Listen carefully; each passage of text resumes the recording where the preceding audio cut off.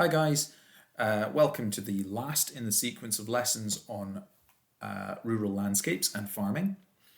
This lesson focuses on the changes that have taken place in less economically developed countries, such as India. So what is farming like in LEDCs such as India?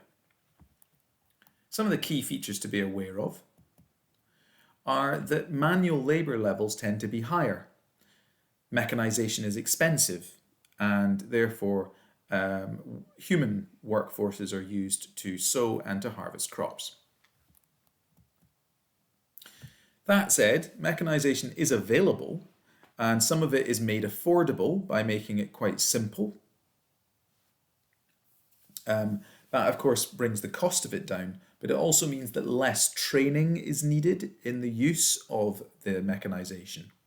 If you compare this piece of equipment to the inside of the combine harvester in the last video on the changes in MEDCs, you'll see the differences that I'm talking about. So some mechanization is available and it is made affordable, but also it's made simple so that it's easier to train people to use. As I said, mechanization is available, but some of it is still too expensive for farmers in less economically developed countries to use. And it can often only be afforded by cooperatives of farmers. That means groups of farmers pooling their money together to rent it from a company. Or it can only be afforded by private companies that have bought up areas of land. At the time of making this video, there are riots going on in India where hundreds of thousands of farmers are rioting against the government for exactly this, because the government has promoted private companies buying up areas of land in order to farm it more efficiently. However, because those private companies can afford this kind of machinery that you see, and this machine is planting rice, that can really make it difficult for local farmers who have less money to stay in business. A common feature in more mountainous areas are terraces, and these paddy fields where rice are grown are examples of terraced landscape. It's amazing to think that these terraces are actually handmade. They require lots of upkeep and maintenance, and they take many generations to build.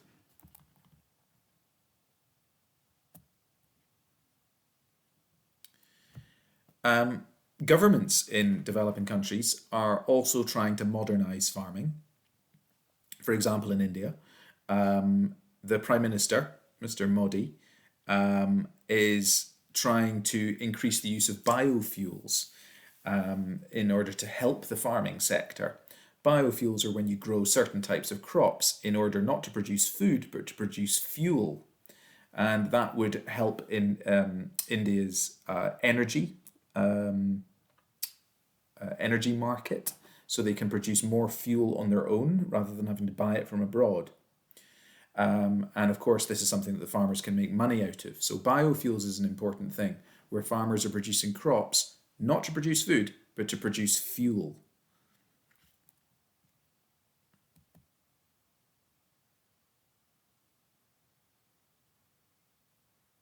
And as I've mentioned, there are protests in India as farmers struggle to keep up with private companies buying up land, and those private companies have got the machinery and they can afford the machinery to farm that land more efficiently. If you're a poor, low-income farmer in somewhere like India, you're really going to struggle to stay in business in the face of those big corporations. So there's quite a few things going on in less economically developed countries in terms of modern changes to their farming systems. Let's look in detail at the first change that you'll be asked to talk about in the exam. That's genetic modification. The picture shows two types of rice. The left one is called golden rice, for obvious reasons, and the right one is just normal long-grained white rice. The case study that you can see on the screen is worth taking a note of, or at least reading. And the golden rice is an excellent example of a genetically modified type of rice which has an increased quantity of vitamin A. That's really important because vitamin A deficiency is actually quite a common thing in less economically developed countries, and it kills many hundreds of thousands of people, mainly children, and it can cause another problem if you have vitamin A deficiency in early childhood is it causes irreversible blindness. So this genetically modified crop can have a real impact on people's health, people's life chances, and of course, therefore, is a good thing. So there's an excellent case study of a genetically modified crop. It will be useful to you to have a named example. What are the advantages of GM crops? Well, they give the farmer a more reliable harvest as the seeds are actually designed to resist disease. The crops can be grown in really tough conditions, so you can genetically design a crop that can withstand having less water, for example. Some of the disadvantages of GM crops are the increased use of fertilizers that they can use can damage the environment. Now, not all GM crops require pesticides, but that's still, though, where pesticides are used, they can enter into the water cycle. GM crops are quite expensive to buy. You need to buy the specially genetically modified seeds. And that means that the farmer who's buying those seeds is then kind of reliant upon the company that's selling them the seeds. And that's not necessarily a very good position to be in. Next change, new technology.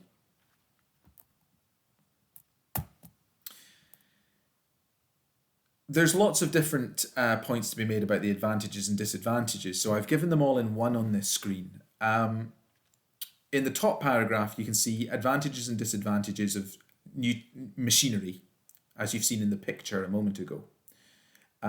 New tractors allow farmers to increase the speed and efficiency of their harvest. That makes for better profits, and that money can improve their overall standard of living.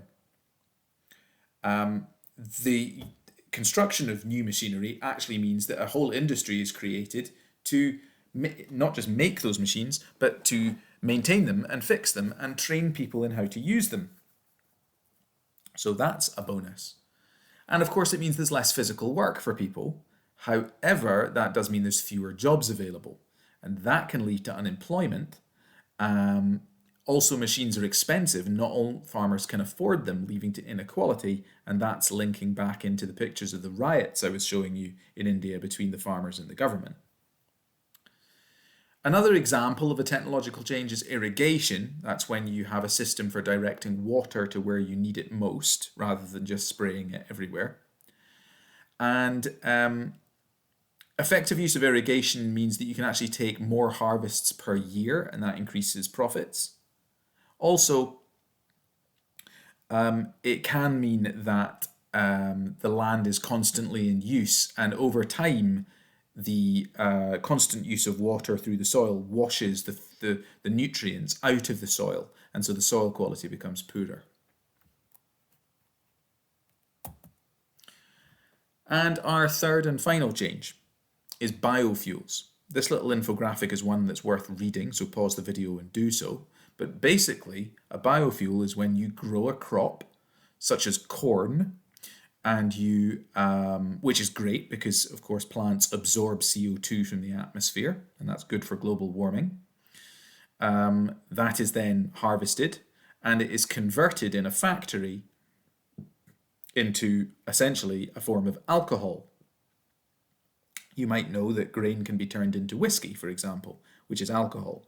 Well, just through pretty much the same process, it can be turned into higher grades of alcohol that can then be used to fuel vehicles.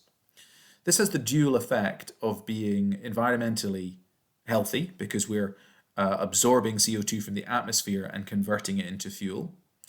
And also it makes a country less reliant on imports of oil from abroad. And that really helps developing countries help themselves and become less reliant upon other governments to sell them fuel. So what are the advantages and disadvantages? Biofuels reduce the carbon footprint and are generally less polluting. Biofuels often use reused byproducts. You don't actually have to be growing your crops to put them into a biofuel factory. You can use animal dung and vegetation waste. So if you've got waste products on a farm, that can also have economic value because you can make it into a biofuel. As I've said, biofuels are not as harmful to the environment in their production as, for example, taking oil out the ground and turning it into petrol is. It's not very technologically difficult to make biofuels, and that's a good thing because it makes the industry easy to set up in a developing country. However, as farmers find that the biofuels are worth money, that actually can result in large areas of land being given over to exclusively producing crops for biofuel and taken away from food production, which can cause problems elsewhere. So it's important that the government in that country finds a balance between paying the farmer money for producing fuel and for producing food. And we are at the last question of the unit. Here you're asking to describe in detail the effects of recent changes in farming on people and the landscape in developing countries. You must mention at least 2 changes. In this section, guys, you want to, there's no getting away from it. You will need to revise the technology, the biofuel, and the GM crop sections of the notes. It's really essential that you have some kind of case studies. So, for example, the GM crop golden rice is a good case study. The things I've been mentioning about biofuels being promoted in India as a way to gain fuel independence is another good case study. Where the question refers to people and the landscape, that is the first place that you'll lose marks because it's very easy to only say that increases in technology means that people lose their jobs and people have to pay more money to get the machinery, and that's unfair on some farmers. But the problem is that those are both examples that affect people. If you went on to produce 5 or 6 points about how technology affects people, you will only score 2 out of 4. You must refer to environmental factors as well. So when you revise this content, you want to make sure you're revising factors that affect the environment as well as affecting people. And that's absolutely essential that you do that. Okay, I hope that's helped.